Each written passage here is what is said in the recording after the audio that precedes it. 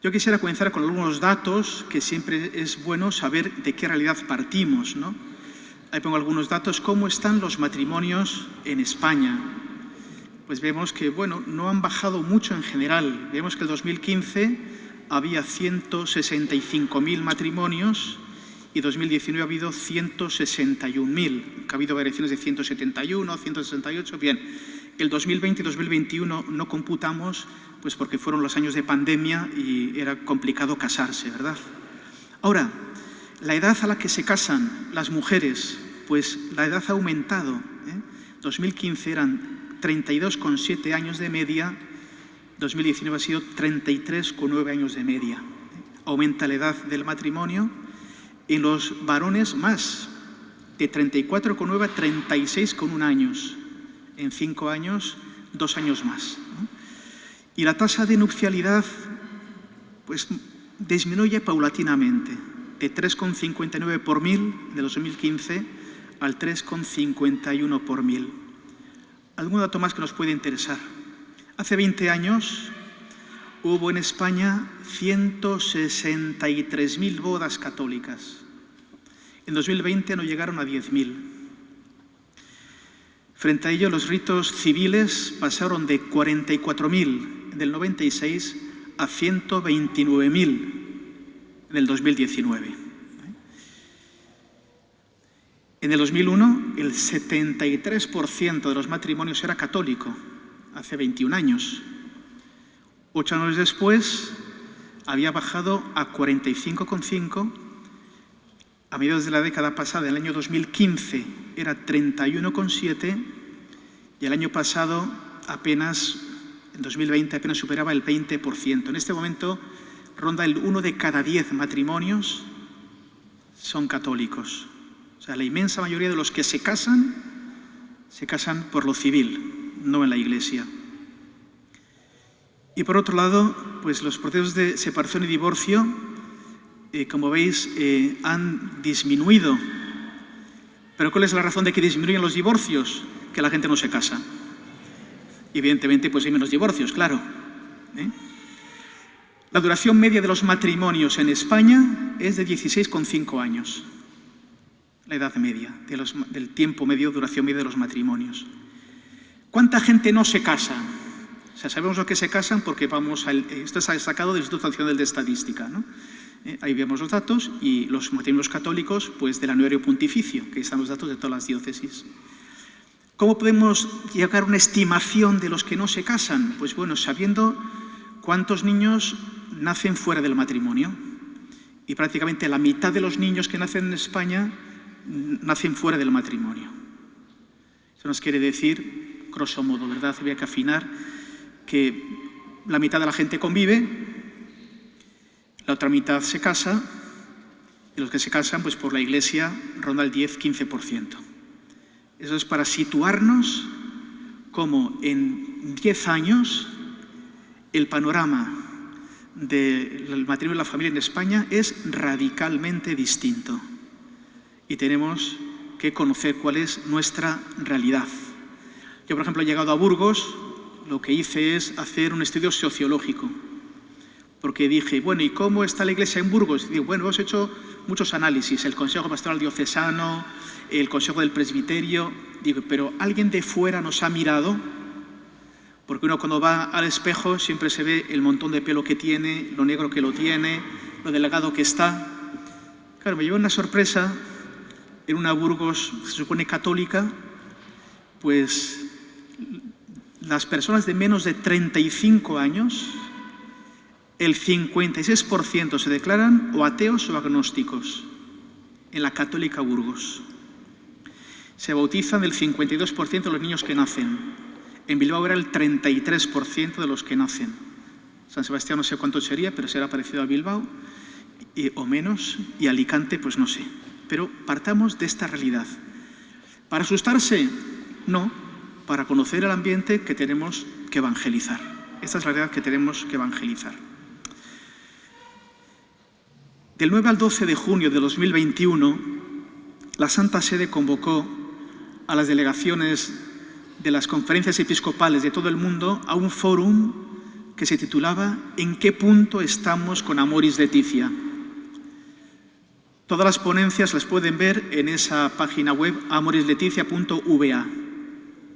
Y ahí vinieron las experiencias de todo el mundo de lo que se había hecho durante esos 5 años, ¿no?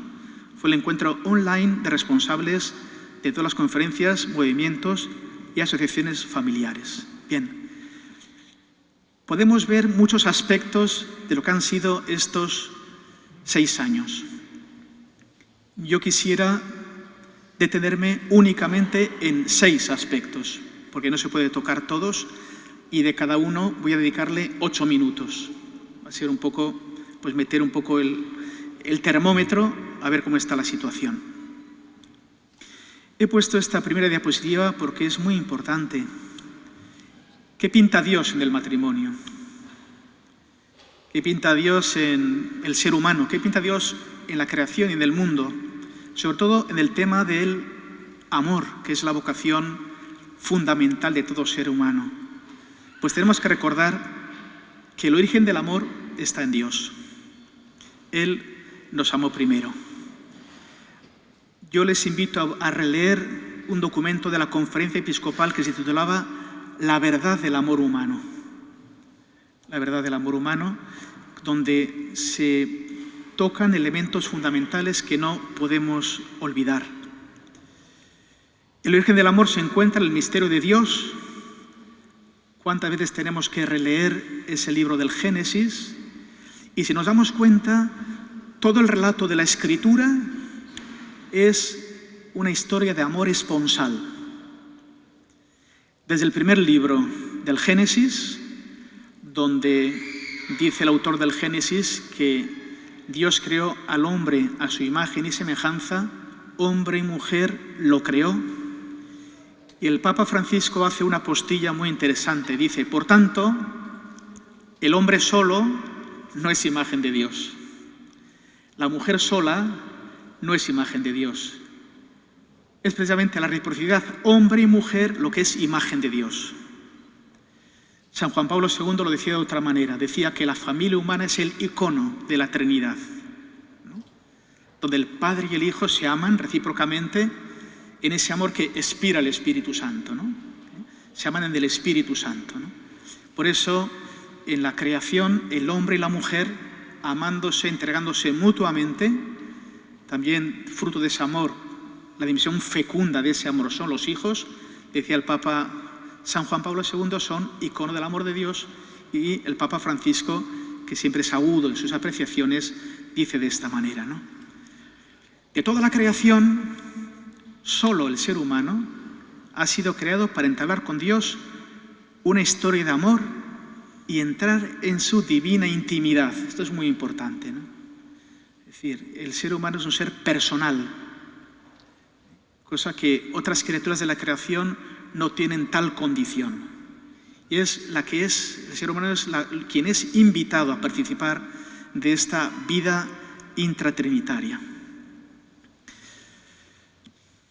De esta diapositiva subrayaría el punto final.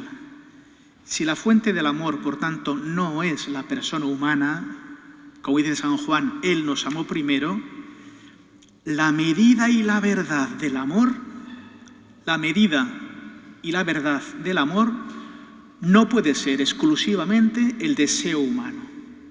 El deseo humano.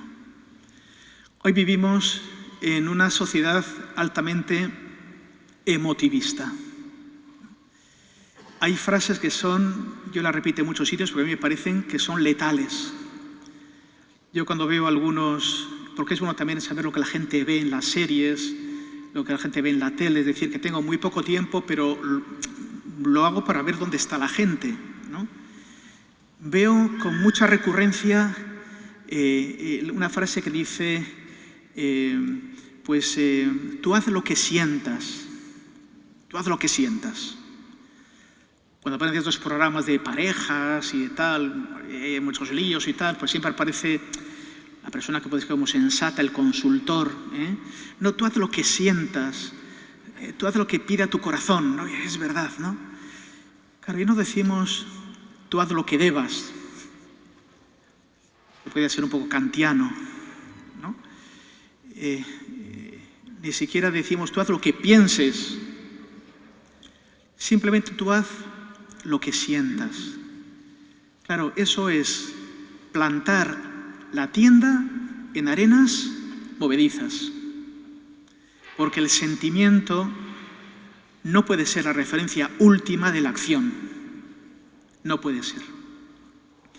También es verdad, yo que estoy más convencido, ahora me estoy dedicando, porque ahora es un tema que merece la pena hincar el diente, hasta qué punto nos condicionan los sentimientos, las emociones, las inclinaciones en nuestra acción y para amar. Hablando de un modo un poco así esquemático, ¿no? ¿De qué es fruto la acción? Las cosas ¿qué son fruto? ¿De la razón? No exactamente, son fruto de la voluntad, ¿no? La voluntad que es informada por la razón. Pero lo que son las emociones, los sentimientos y las inclinaciones pueden condicionar la acción mucho más que la razón. Mucho más que la razón. Uno sabe que lo que va a hacer, no sé, sabe que beber en exceso está mal, lo sabe por la razón. Pero mira, está de fiesta, eso le pide el cuerpo, lo desea y le vence la emoción, le vence el sentimiento, ¿no?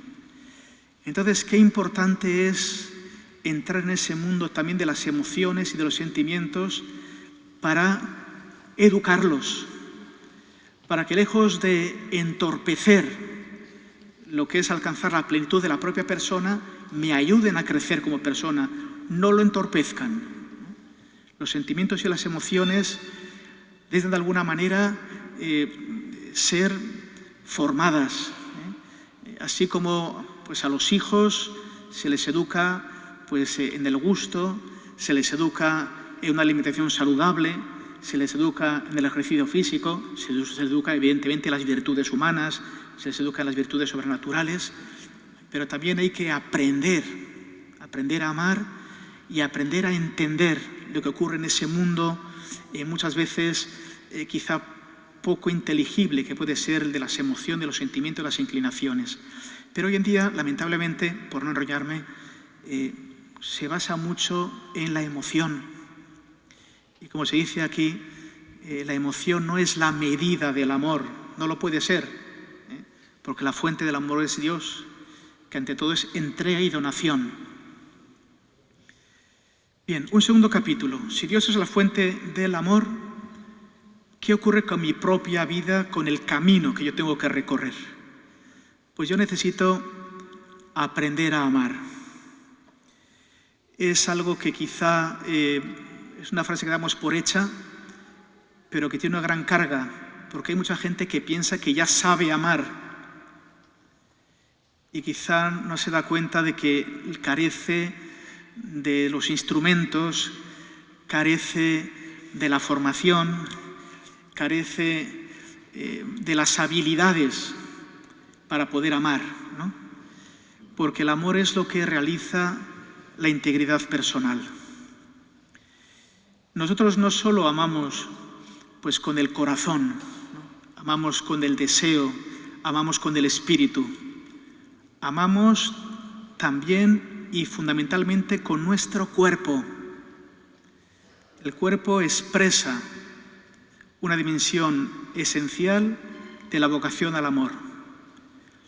Por eso decimos que el cuerpo posee un carácter esponsal, es capaz de expresar el amor personal, que se compromete y que se entrega. Estas dos palabras son muy importantes. Lo que hace pasar del enamoramiento al amor es el compromiso, es la voluntad. Yo me comprometo a amar. El Papa dirá algo muy importante, no se lo tengo más adelante puesto. Dice el Papa a los matrimonios: yo no te puedo prometer sentir siempre lo mismo por ti. No es verdad, porque el sentimiento cambia. Lo que sí puedo prometerte es que voy a entregarme y te voy a querer. Eso sí me puedo comprometer, porque yo no controlo el sentimiento. Es algo que surge, que florece. Si uno tiene ya una vida larga, no sé, de noviazgo, de matrimonio, pues se dará cuenta que lo que experimentaba cuando eran novios no era lo mismo que lo que experimentaba recién casados o lo que experimentan a 20 años después de casarse. Pero no pasa nada, porque los sentimientos evolucionan. Es que a veces da pena que ahora no tiene a veces menos contacto con los matrimonios, pero yo recuerdo que muchos matrimonios, cuando era párroco, que venían a decir, bueno, pues que esto ya no va más adelante, es que decían, es que ya no sentimos lo mismo. Ya no sentimos lo mismo. Hay que decir, evidentemente que no. Pero ¿cómo está el compromiso? ¿Sigues queriendo entregarte a esta persona, hacer feliz a esta persona? ¿Sigues queriendo recibirle tal y como es? ¿No? La persona humana, por tanto, se expresa de modo íntimo por medio de su cuerpo, particularmente en su dimensión sexual y en su intimidad. La intimidad es algo también muy importante, porque hay elementos de nuestra vida que no son para que estén expuestos a cualquiera, que cualquiera pueda entrar de cualquier forma en la propia vida, sino son elementos que están reservados para aquella persona que va a constituir la totalidad de mi corazón. Por eso resguardar la intimidad es un elemento importante, y es el pudor el que resguarda la intimidad. El Papa Francisco nos ponía una tarea. Amoris Laetitia 2.8.4. El lenguaje del cuerpo requiere el paciente aprendizaje. Aprender el cuerpo, que permite interpretar y permite educar los propios deseos. Hay gente que entiende educar los deseos como reprimir. Educar no es reprimir, es interpretar, es decir, ver si tienen alguna inteligibilidad, ver si de algún modo los puedo comprender y además, por tanto, educarlos. Por tanto, sacar lo mejor de sí mismos, purificarlos de alguna manera, ¿no? Entonces, hoy en día te das cuenta que, lamentablemente, pues gran parte de la juventud no es capaz de interpretar los propios deseos, ni mucho menos piensan que es posible educarlos. Y nos damos cuenta de que muchos jóvenes hoy en día son grandes analfabetos afectivos. Y porque son analfabetos afectivos, sufren grandes heridas afectivas que supuran durante toda la vida. Supuran durante toda la vida. No es fácil luego sanarlas si no se cuidan en un comienzo, ¿no? Por eso sigue diciendo Amoris Laetitia, aquí confluyen muchos factores biológicos, genéticos, el temperamento, la historia familiar, la cultura, experiencias vividas, la formación recibida, las influencias de amigos, familiares, etcétera, ¿no? Necesitamos una educación afectivo-sexual. La virtud de la castidad es la que integra todos estos elementos. No me voy a detener porque veo que tengo que ir más rápido. Por tanto, ¿cuál era la tarea pastoral que nos poníamos hace 6 años? Era fomentar propuestas e itinerarios que integren la preparación remota en la iniciación cristiana de los niños y de los jóvenes, con la necesaria educación afectivo-sexual, con la deseada coordinación de familia, parroquia, escuela y tiempo libre. Pongo tiempo libre porque un documento que hicimos la Conferencia Episcopal hace unos años, a modo de ver, faltaba esta pata, estaba cojo. Un documento que se titulaba precisamente Familia, Parroquia y Escuela. Pero es que hoy en día los chavales están en el tema del tiempo libre, que es un factor esencial de educación. Casi tanto como lo demás. Incluso en cierto tiempo manda más la tribu que la familia. Y la tribu se encuentra del tiempo libre. No se puede descuidar el tiempo libre.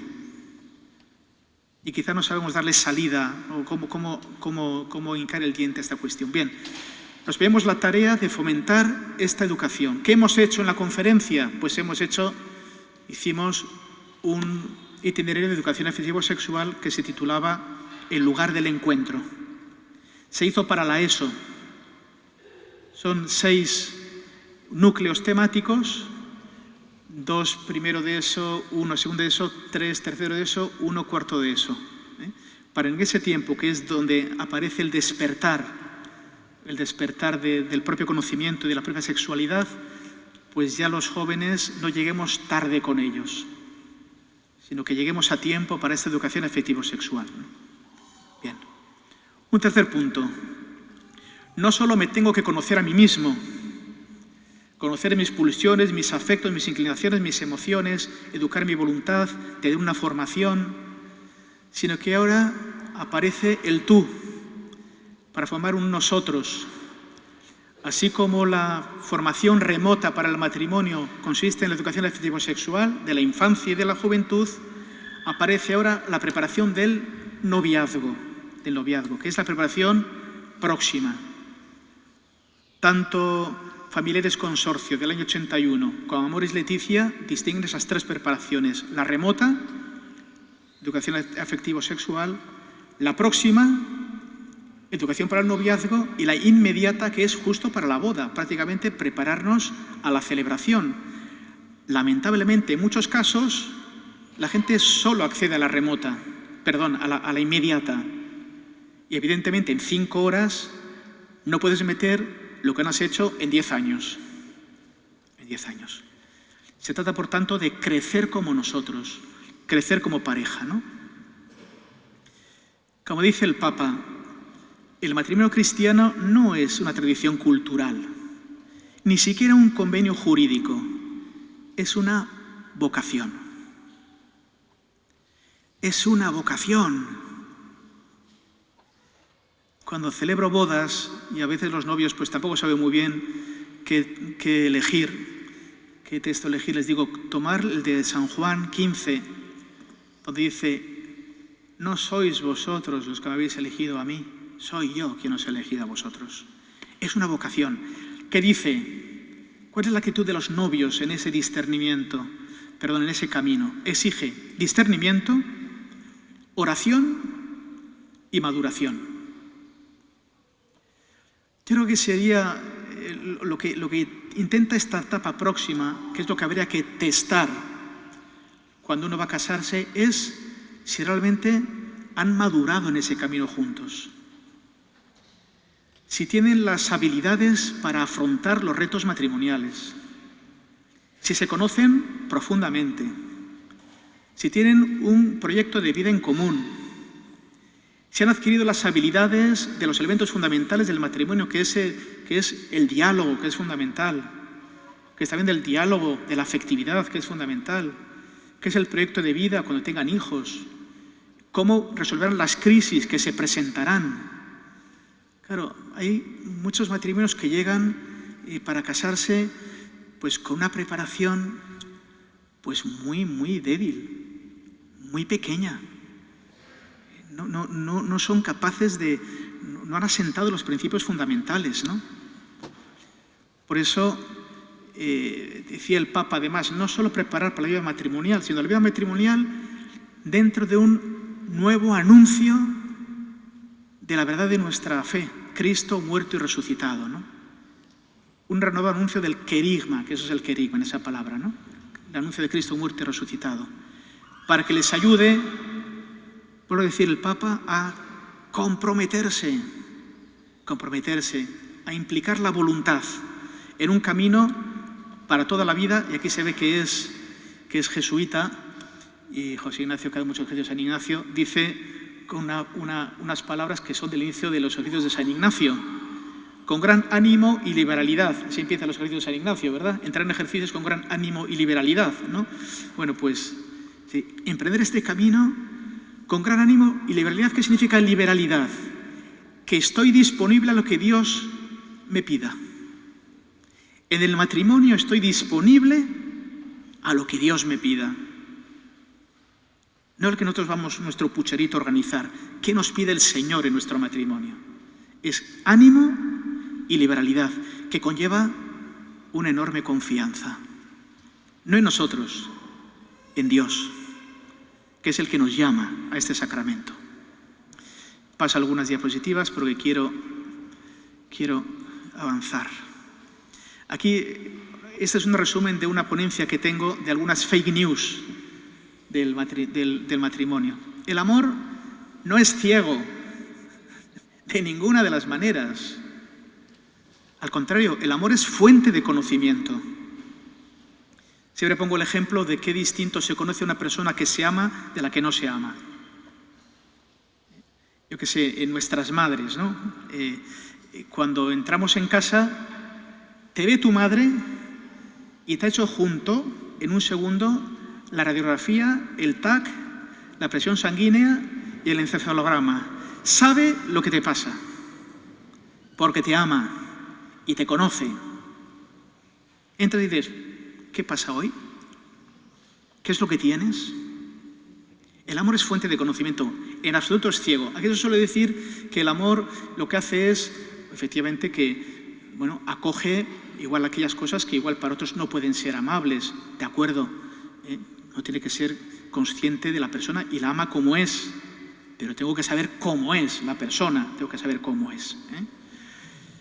El amor empeña a toda la persona, o sea, no solo empeña ese afecto, ¿no? Empeña la voluntad, empeña la vida, empeña el trabajo, empeña las habilidades sociales, lo empeña todo, ¿no? Es necesario el conocimiento mutuo en profundidad, no la proyección que yo hago sobre el otro, sino conocerlo en profundidad y conocer cómo reaccionamos juntos. Porque yo por ejemplo siempre pongo de ejemplo, rezamos al Padre Nuestro, no nos dejes caer en la tentación, ¿no?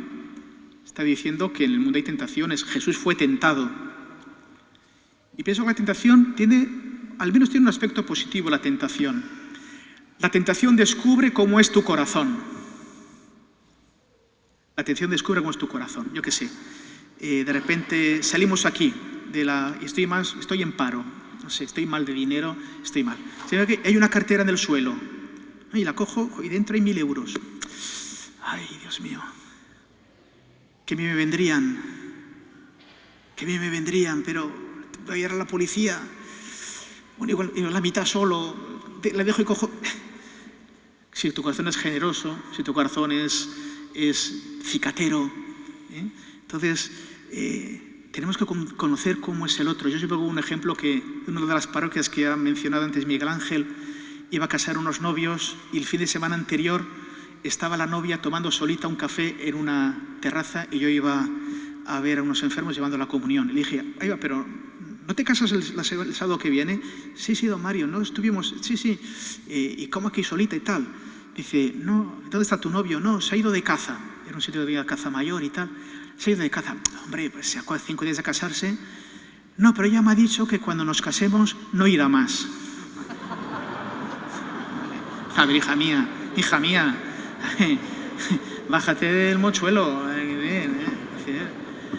Como dice, no, le huelen mucho los pies, pero mira, cuando nos casemos, bueno, lo hebe en la cama, ¿no, hija mía? Coge ajás y estropajo porque no va a haber otro remedio. O sea, hay que conocerse y mucho menos pensar que voy a educar al otro.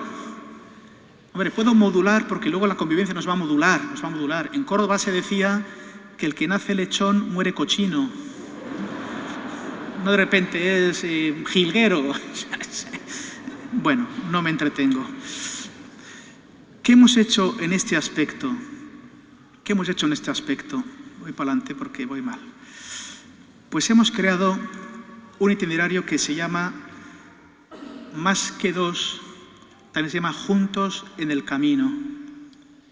Son 12 núcleos temáticos, creo que son unos 34 temas, para darlo en 1 o en 2 años. Es parecido como tener el grado para casarse. Yo recuerdo que cuando lo presentamos, pues bueno, algunos medios de comunicación se mofaron de esto. Es que la Iglesia va a pedir ahora 2 años para casarse, hay que ver qué disparate. No, yo no te pido 2 años para casarte. Yo te digo, cuando te vienes a casar, ¿tienes los elementos para que esto funcione? ¿Los has testado o no? Solo te pido eso. Si no me caso yo, te casas tú. Yo voy a ser y ni siquiera soy el ministro, que sois vosotros, los cónyuges, sois los ministros del matrimonio. Yo voy a ser el testigo cualificado de la Iglesia. Pero precisamente igual nadie te lo ha dicho, pero es que igual todavía no estáis para casaros. No creáis que es mal servicio decir a una pareja, no estáis todavía. Porque todos conocemos, yo al menos conozco de gente que ha venido separada de la vuelta de viaje de novios. Es decir, es que esto no está maduro. Podría contar 1000 ejemplos que he vivido personalmente. Entonces, lo que intenta esta formación es decir, ir desarrollando las habilidades, aptitudes, ir conociendo la maravilla de la vocación matrimonial, porque es una maravilla, que la gente no sabe en qué se mete, no es capaz de descubrir. O sea, te han metido en un paraíso, pero tú no eres capaz de ver todo lo que hay, solo miras el suelo. Entonces, lo que hace es decir, todos los elementos, dimensiones preciosos que Dios ha diseñado para que seas feliz. Y que la Iglesia te dice, tienes que desarrollar una serie de elementos para que esto funcione. Solo te pido que estés atento, porque de eso va a depender también tu felicidad, ¿no? Bien, se presentaron en este foro otros elementos. Yo, en este tercer punto, como digo, pongo el Juntos en Camino, que lo tenéis, se baja gratuitamente de la web de la Conferencia Episcopal, en la pestaña de la Subcomisión de Familia y Vida. Aquí tenéis cómo es, iniciando un camino, bueno, en fin. Otro punto muy importante que ya están suscitándose en España son escuelas de acompañamiento. Porque el Papa decía ya en Evangelii Gaudium, decía, la Iglesia tendrá que iniciar a sus hermanos, sacerdotes, religiosos y laicos, en el arte del acompañamiento.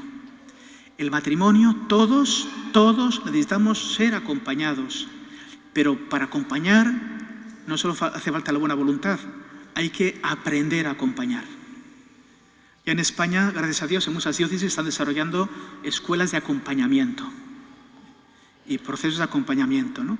Precisamente para que no seamos ciegos que guían a otros ciegos, sepamos cuáles son los elementos, porque el Papa a los matrimonios distingue dos tipos de acompañamiento: el acompañamiento pastoral y el acompañamiento espiritual. El acompañamiento pastoral, el Papa lo remite a matrimonios preparados para acompañar. O sea, matrimonios que ya tienen una experiencia de fe, ya tienen un camino en su propio matrimonio, se juntan con otros matrimonios, son capaces de acompañar otros matrimonios. Sería una especie como de matrimonios, pues padrinos, madrinas, que acompañan a otros matrimonios, pero tienen que aprender ese arte de acompañar, ¿no? Y luego lo que es el acompañamiento espiritual lo remite a los sacerdotes, a los presbíteros, distingue esos dos elementos. Y el Papa devuelve la pastoral familiar, nunca había salido de ella, ¿no? Pero bueno, hace hincapié en la parroquia. Uno de los frutos de Familiares Consorcio fue la creación de los centros de orientación familiar en todas las diócesis, pero el Papa dice, no, en todas las parroquias tiene que haber matrimonios capaces de acompañar a otros matrimonios. Por tanto, adelante en las diócesis las escuelas de acompañamiento. Y que los matrimonios vayan a prepararse. En esta sociedad han hecho mucho bien pues, los másteres de familia, ¿no? Por ejemplo, de Juan Pablo II, ¿no? Cuántas decenas y decenas de matrimonios han estado ahí, centenas de matrimonios. Bueno, aprender a acompañar. ¿Veis aquí pongo? El Papa dice, Amoris Laetitia, en cada parroquia se promueva la implicación de matrimonios, que también tiene que saber detectar crisis y ofrecer acompañamiento adecuado, con la colaboración de los centros de orientación familiar, delegaciones de pastoral familiar y tribunal eclesiástico, que vio el presidente del Tribunal de Valencia, del cual hablaré un poquito después. Pues de esto hay muchas experiencias. En aquel congreso se aparecieron los Testigos del Amor, que está muy desarrollado en Estados Unidos, la Academia para Matrimonio y la Familia de Alemania, las escuelas de familias en España. Luego, por ejemplo, pues todos los movimientos familiares que hay en España, encuentro matrimonial, amor conyugal, equipos de Nuestra Señora, yo qué sé, los catecumenales, bueno, hay muchos, los focolares, pero tenemos que prepararnos a acompañar otros matrimonios. Cuarto punto, la espiritualidad del noviazgo y de la vida matrimonial. Yo aquí solo voy a traer dos diapositivas que me parecen muy importantes, ¿no? Primero, el Papa habla mucho de no clericalizar al laico, ¿no? Por eso el Papa dice en Amoris Laetitia, la comunión familiar es el verdadero camino de santificación en la vida ordinaria y de crecimiento místico. Es decir, la vida familiar es el camino y la fuente de la santidad. Yo traigo a colación a mi madre, que ya falleció el año pasado, 1 hora antes de que fuera yo a ordenar a sacerdotes. Pero recuerdo que cuando iba de ejercicios espirituales me decía, bueno, Mario, vete, que te santifiques. Decía, no, mamá, allí no me voy a santificar, me santifico en la diócesis. En el trabajo de la iglesia es donde me santifico. Allí voy al paraíso a estar con el Señor, al oasis de descanso. Pero donde yo me santifico es en el ministerio que la iglesia me confía, que en mi caso es ser pastor de la iglesia de Burgos. Donde tú te santificas es ser cónyuge de fulanito o de menganita, es ser padre o madre de Pepito y de Pepita, es ser un profesional de bandera en tu tarea, es colaborar en tu parroquia en la catequesis, es colaborar en la Cáritas con los pobres, es acoger a los ucranianos. Ahí te santificas. ¿Y por qué te santificas? Necesitas rezar. Cuando aparece, pienso, creo que no me equivoco mucho, sino que mi hermano me dará un tirón de orejas como hermano obispo, el famoso que leemos siempre el miércoles de ceniza, que iniciamos, ¿no? Cuando hagas limosna, oración y ayuno, yo siempre digo, el orden es muy importante. Lo primero es la limosna. La oración es el entregarte, es el amar. Es el amar. El primero es amar. La limosna, darte al otro. Ya puedo tener fe para mover montañas, si no tengo amor no soy nada. También los demonios tienen fe y tiemblan. Puedo tener fe. Si no tengo amor no soy nada. O sea, primero es la limosna, primero es entregar, amar. Y porque necesito amar, necesito rezar. La segunda, la oración. La segunda, la oración. Rezo para aprender a amar. Rezo para estar en contacto con la fuente del amor. Y estando en la fuente del amor, aprendo a amar. Cuando estoy con Él en oración. Y voy a que me alimente, voy a que me sostenga, a que haga resplandecer su vida en mí, quite la herrumbre de mi corazón. Por eso voy a rezar, para que pueda amar mejor. Y por eso la tercera, el ayuno. Para poder amar y orar tengo que quitar aquello que estorba. El corazón es como pues una campana de gas. El corazón aborrece el vacío. El corazón no puede estar vacío. Si en el corazón no está Dios y el prójimo, tengo que llenarlo de otras cosas. Si el corazón está lleno de otras cosas, es porque no lo habita ni Dios ni el prójimo. Y por eso el ayuno, quitar aquello para que quepa Dios, para que quepa el prójimo, ¿no? Por eso los matrimonios dicen, no, es que está el niño ahí llorando porque tiene el pañal que ya le sale hasta aquí lo que sale de allí, ¿no? Y tú rezando, cámbiale el pañal. Cámbiale el pañal. ¿Os acordáis también del buen samaritano, no? Que dice que bajó el levita tal, dieron un rodeo. ¿Y por qué dieron el rodeo? ¿Porque iban tarde al oficio? No. Dio el rodeo porque si tocaban al moribundo quedaban impuros. Y a mí lo que siempre me llama la atención del Señor es conmovedor. Como el Señor toca. No es poder normal, ¿no? Pero un judío era un escándalo. Sacan del muerto, de la viuda, y el Señor va a tocarle. Vamos, va de retro. Vienen los leprosos y el Señor les toca. Va de retro. La hemorroísa. El Señor se deja tocar por la hemorroísa.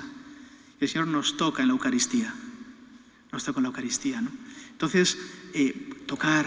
El Papa habla mucho de abrazar, de estar, y para eso rezamos, Si no, nuestra oración es una oración vacía. Cuando entenderéis que no quiero ofrendas ni sacrificios, quiero esa entrega, ¿no? Bien. Voy a pasar esta también. Bien. Es muy importante otra palabra que dice el Papa. El Papa habla de no perdamos la capacidad de contemplar. Contemplar. El matrimonio no es algo utilitarista. Es verdad que me hace salir de mi soledad originaria, pero entonces para que contemple las maravillas que Dios hace conmigo, para que contemple cómo Él me entrega la persona que va a posibilitar que yo alcance mi plenitud. No es algo puramente utilitarista, de convivir para ayudar. Bien, es algo mucho más profundo. Pues dice, contemplar a cada ser querido con los ojos de Dios, reconocer a Cristo en él, así brota la ternura y se expresa en particular al dirigirse con atención exquisita a los límites del otro, especialmente cuando se presenta de manera evidente, ¿no? En el matrimonio, la familia, aprendemos a contemplar, a mirar con ojos nuevos, a mirar con los ojos de Dios, y aprendemos a salir de nosotros mismos. De ahí brota el amor a Dios y el amor al prójimo. Bueno, aquí, por ejemplo, como ejemplos de espiritualidad conyugal, se presentó en este encuentro uno de Brasil, pero otro el encuentro matrimonial, que lo conocemos en España.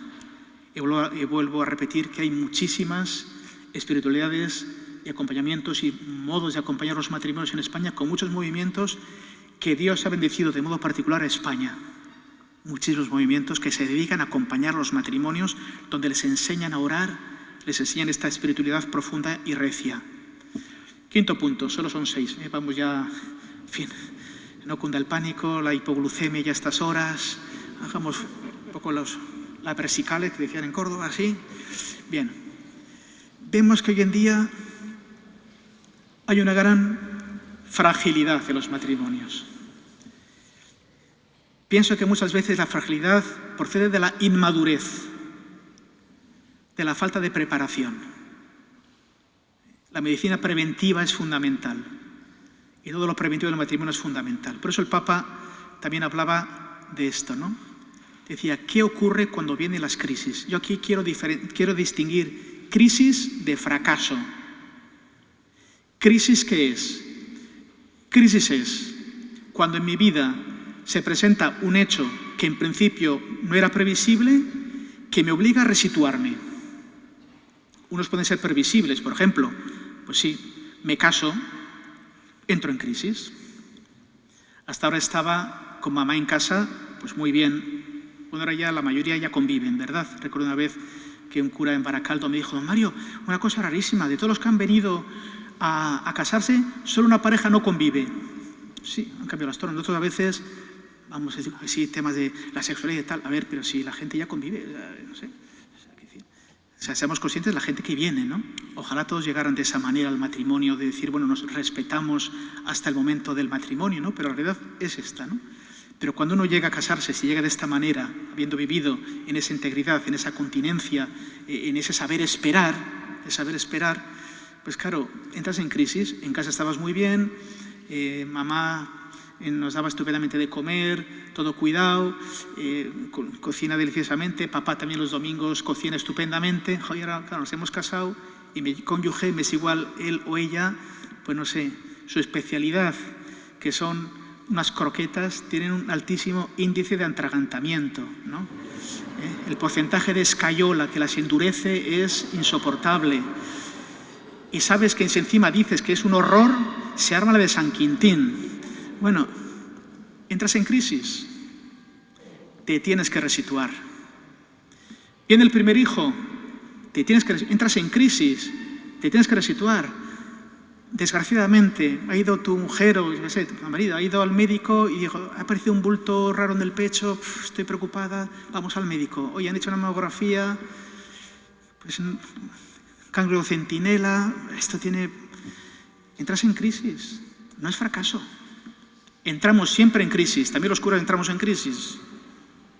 Te cambias de parroquia, te cambias de diócesis, tienes que resituarte. Pues aquí, no hemos empezado a itaren eta semearen, Espíritu Santo en el senean, amén. Gure aita, sirve tan serana, sentu izan. Bueno, empezamos en castellano, evidentemente, ¿no?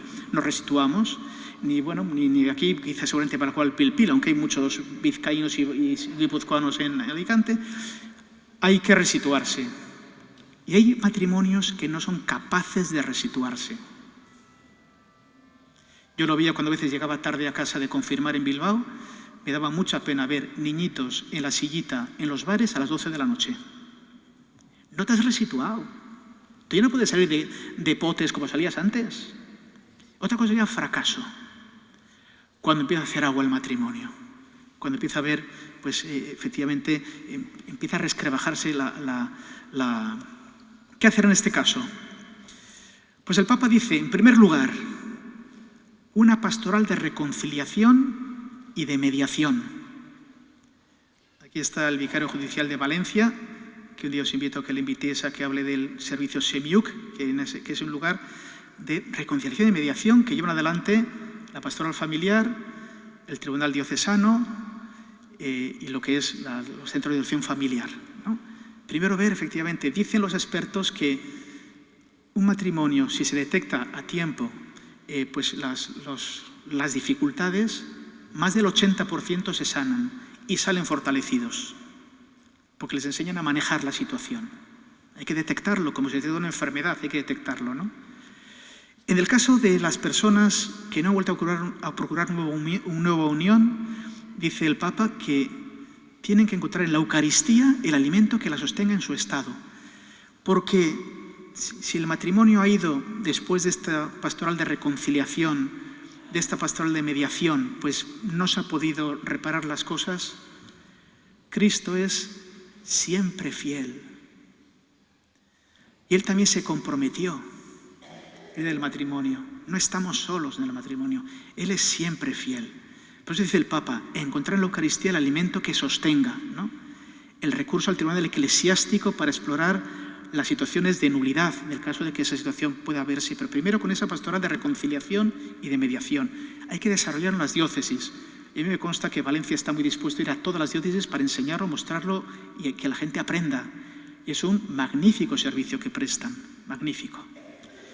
¿Qué ocurre en los divorciados? Dice el Papa, no que se vuelven a casar, dice, en nueva unión, decía pues 3 palabras, ¿no? Discernir, acompañar y participar de la vida de la comunidad, ¿no? Acompañar siempre con misericordia. Misericordia no significa laxitud. Misericordia no significa superficialidad. Significa llegar al fondo del sufrimiento de la persona. Llegar al fondo del sufrimiento de la persona. Si os acordáis, yo os animo a leer en este tiempo de Cuaresma la preciosísima encíclica del San Juan Pablo II, Dive sin misericordia, rico en misericordia, que hablaba del Padre. Y venía a decir, ya decía él, que el nombre de Dios es misericordia. ¿Y qué es la misericordia? La misericordia es el amor de Dios que se alarga ante el sufrimiento y la fragilidad del hombre. Es decir, en Dios aparece la misericordia ante sus criaturas. Su amor se torna misericordia. Entonces es capaz de acoger y de reintegrar lo que se había roto. El acompañamiento con misericordia, ¿no? Bueno, ahí tenemos muchos puntos, no quiero entrar. El discernimiento, ¿qué significa el discernimiento? Es conocer ante Dios cuál es mi situación real ante Él, cómo estoy ante Él. ¿Quién acompaña en este discernimiento? Yo recuerdo que en el sínodo estaba la discusión entre los padres sinodales, que fue muy interesante. Si eran, pues podían ser laicos, religiosos, o que si era un presbítero, un sacerdote, ¿no? Y al final se optó por el sacerdote. Dice, no, porque es la Iglesia quien tiene que acompañar y discernir. Y en el ministerio del obispo, en el ministerio del presbítero, está también la Iglesia presente de modo sacramental. Por eso digo que sea el sacerdote quien acompañe. Por eso, otra tarea fundamental, que nuestros sacerdotes seminaristas aprendan a acompañar el discernimiento. El discernimiento lo hace la persona, no el sacerdote, pero hay que aprender a acompañar en el discernimiento, sobre todo en las situaciones, como digo, de fragilidad, ¿no?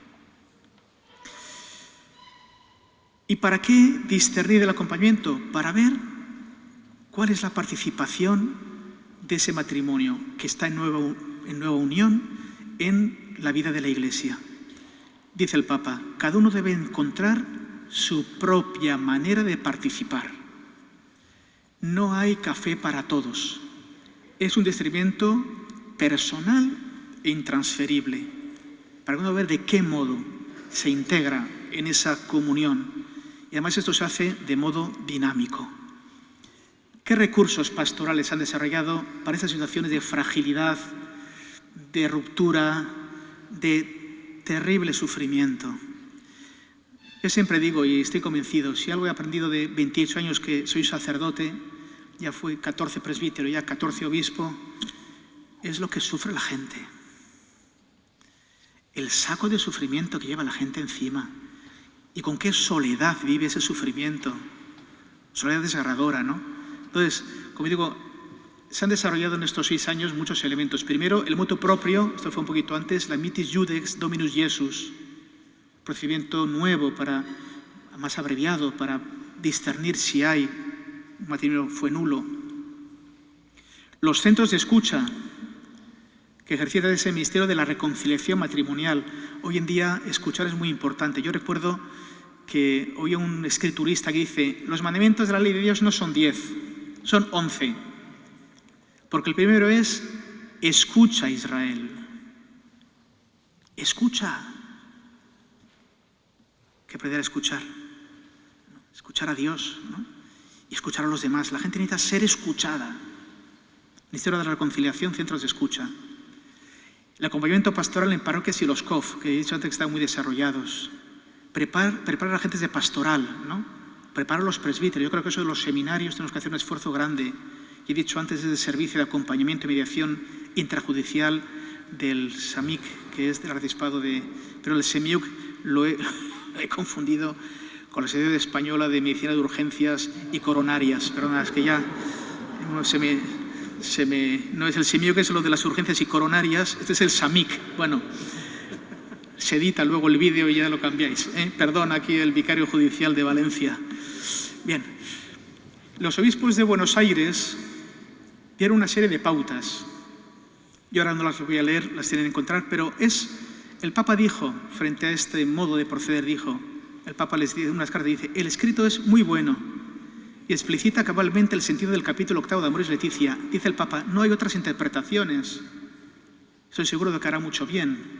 Bueno, lo tenéis ahí y ahora no por empezar a leer, que son algunas pautas, no todas, ni completas, y faltan elementos, evidentemente. Pero bueno, hay algunas pistas ahí que nos puede ayudar cómo discernir en estas situaciones, ¿no? Bueno, y luego tenéis ahí en este vídeo, en este lugar tenéis un vídeo del arzobispo de La Plata, bueno, explicando este tema de Amoris Laetitia. Y por último, y ya termino,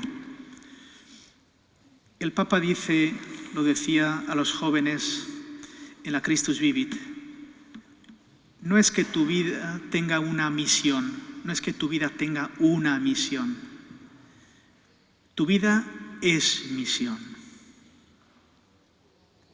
Yo no sé si a veces nos hemos planteado cuál es la misión de mi vida, a qué me llama el Señor en mi vida, ¿no? El Papa nos ponía algunos deberes.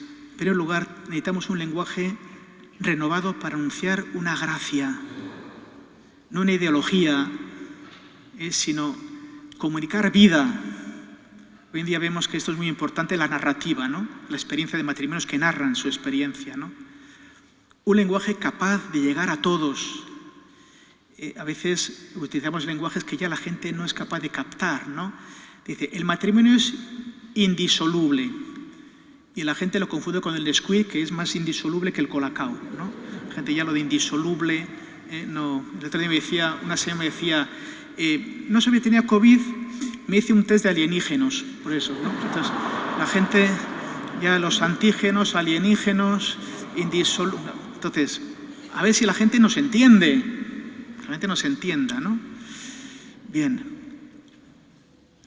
Transmitir una belleza, transmitir una esperanza, transmitir un camino de vida apasionante, fabuloso, con cruces, sí, con caídas, sí, pero ahí está la infinita misericordia de Dios, que siempre nos acompaña. Hace 3 domingos me encantaba el salmo responsorial que repetimos varias veces en ese salmo: estate conmigo, Señor, en la tribulación. Estate conmigo. El Señor está con nosotros. Está con nosotros. Lo decimos en misa varias veces: el Señor esté con vosotros. No decimos: y con tu prima. Decimos: el Señor está con nosotros. O sea, yo estoy con vosotros todos los días. Y además, de modo particular en el sacramento del matrimonio, donde tu cónyuge es la fuente de la gracia. Tienes la fuente junto a ti. Es tu fuente de gracia. Ahí el Señor se hace presente, ¿no? Le damos un lenguaje nuevo, más adecuado. Ayudar a los jóvenes a descubrir el valor de la riqueza del matrimonio. Hace año y medio ya, en un periódico de mucha tirada en Bilbao, decían que al menos en Vizcaya, más de la mitad de los jóvenes ya no consideraban la vida matrimonial como algo necesario para su felicidad. Así como igual hace 25 años uno veía como horizonte de su vida casarse, se veía algo normal el matrimonio, ya muchísimos no lo ven como un horizonte. Y por eso pienso que vivimos en una gran tristeza y en una gran desesperanza, porque entonces, o sea, si no somos capaces de acoger un amor que perdure y que es estable, ¿qué esperanza nos queda? ¿Qué esperanza nos queda? ¿Dónde podrá reposar el corazón? Si no puede reposar en ningún sitio, si no puede crecer en nada, ¿no? Por eso hay que redescubrir el valor del matrimonio, invitar a aceptar con entusiasmo y valentía el desafío del matrimonio, con una pedagogía del amor, pero también decir, cuidado, igual todavía no estáis preparados, tenéis que madurar más. Es importante, ¿no? Y bueno, ahí salen varias también. Yo, por ejemplo, el tema de familias misioneras, ahora con el tema de Ucrania, pues a mí me emocionó recibir en la diócesis pues un matrimonio de neocatecumenales que hace 25 años se fueron a Kiev a evangelizar. Imaginaros en qué hablarían los pobres cuando llegaron. Bueno, pues allí sus hijos fundaron familias y ahora con la guerra pues han vuelto, pues fueron 2 y han vuelto 30 y pico. O sea, se ha multiplicado mucho, con hijos y nietos, ¿no? Familias misioneras, capaces de contagiar la bondad, la belleza, la alegría del matrimonio.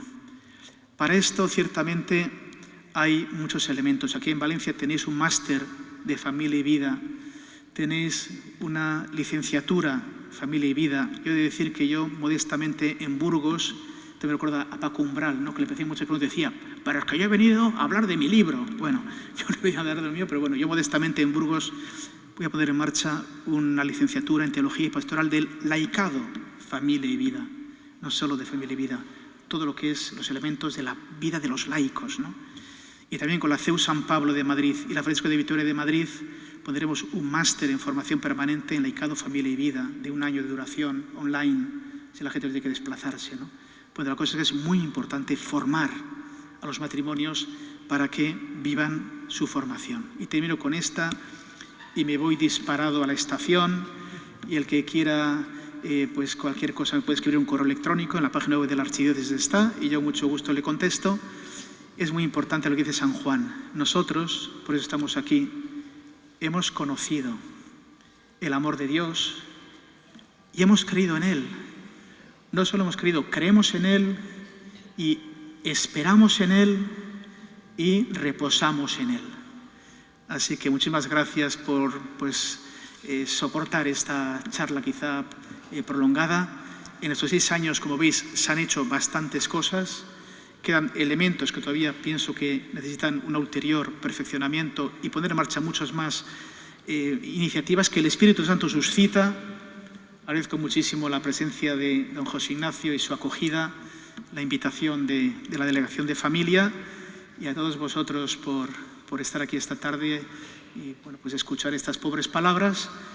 En Burgos estamos celebrando el 8º centenario de la Catedral. Tiene una relación grande Burgos con Valencia porque bueno, pues el Cid fue desterrado en esta comunidad, ¿no? Y entonces, bueno, en fin, de tratarse muy bien, y bueno, pues entonces hay un camino cidiano que une Burgos con Valencia. Así que os invito ahora a hacer el camino al revés, de Valencia a Burgos, que veréis el 8º centenario de nuestra catedral maravillosa. Os invitaremos a buen cordero, a buen vino del Ribera del Duero, y sobre todo compartiremos la fe y la esperanza, que es lo más grande que tenemos. Así que muchas gracias.